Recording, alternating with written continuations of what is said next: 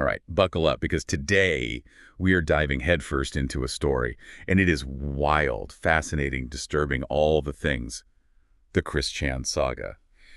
But, and I know you've heard this before, but trust me on this one, this isn't just another rehash of Chris's, antics and all that. We're going deeper than that, way deeper, because today's focus is on someone who got caught in his orbit.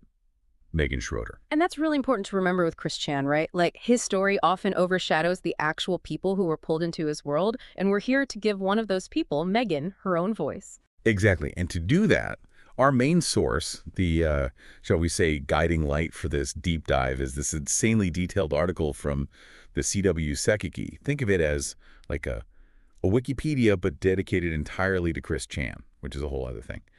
But our mission here isn't to just get lost in all the bizarre details. We're trying to answer some specific questions, like who is Megan Schroeder? What was her relationship with Chris really like? Yeah. And how did it all go so wrong? Yeah, and hopefully get a better understanding of the human cost of, well, everything that happened. 100%. So imagine this. The year is 2004. You're a young woman named Megan, into anime. You like to draw. Pretty normal stuff. And you're not even like actively looking for a boyfriend or anything. Like living life. Exactly. And then you meet this guy, Chris, at a local gaming store. And this is a crucial detail to establish because it shows us Megan as an ordinary person with her own interests, completely separate from however Chris might try to, well, Fit her into his narrative. Exactly. And at first, their connection seems like any other friendship, right? They bond over like anime and card games, totally normal stuff. But that's what makes everything that happens next so unsettling. Oh, absolutely. Because it wasn't long at all before Chris develops feelings for Megan. And these aren't just like casual feelings either. Oh, no, this is like full-blown infatuation, right? Full-blown, head over heels, the whole 9 yards. And this is where things start to get, well, complicated, to say the least. Because, and correct me if I'm wrong, but Megan wasn't interested in Chris romantically, was she? Not even a little bit. She made it clear that she only wanted to be friends, nothing more. And this is where, and I'm just throwing this out there, but could this be where Chris's autism might have played a role? It's definitely possible.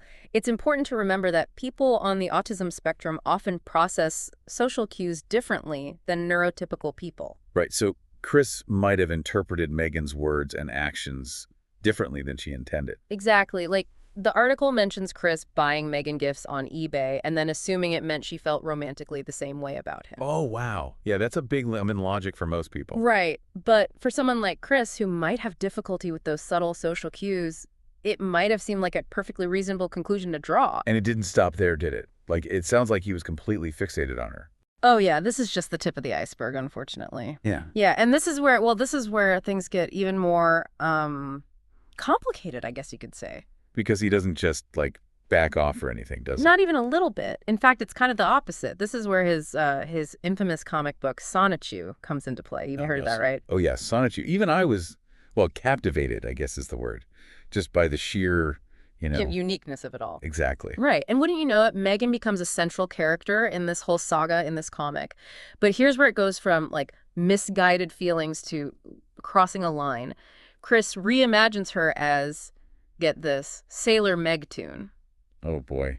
Yeah, this is... this idealized version of Megan. Right, and shoves her into this relationship with his Sonichu character, and get this, all without her consent. Exactly. And it's not just like a passing mention either. Yeah. The content of these comics is, well, it's disturbing to say the least. It depicts Chris and quote-unquote Sailor Megtoon as this crime-fighting duo, but the subtext, it's all romantic, even, this is hard to even say, sexualized at times. And again, it needs to be said, Megan never agreed to any of this. Exactly, like not even in the slightest. This is Chris completely rewriting reality to fit his fantasies, essentially. And this is all happening while we have to remember Chris is also becoming more and more infamous online. Absolutely. This is where Encyclopedia Dramatica, that website, really comes in.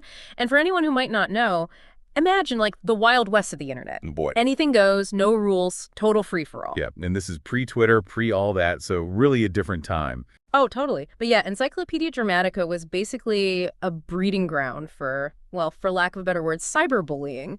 It was brutal. And Chris, with his, eccentricities, he becomes a prime target for these trolls, basically. That sounds awful. Oh, it was. It was bad news. And for someone like Chris, who already had difficulty navigating social cues and boundaries, having this constant online harassment just amplified his worst tendencies.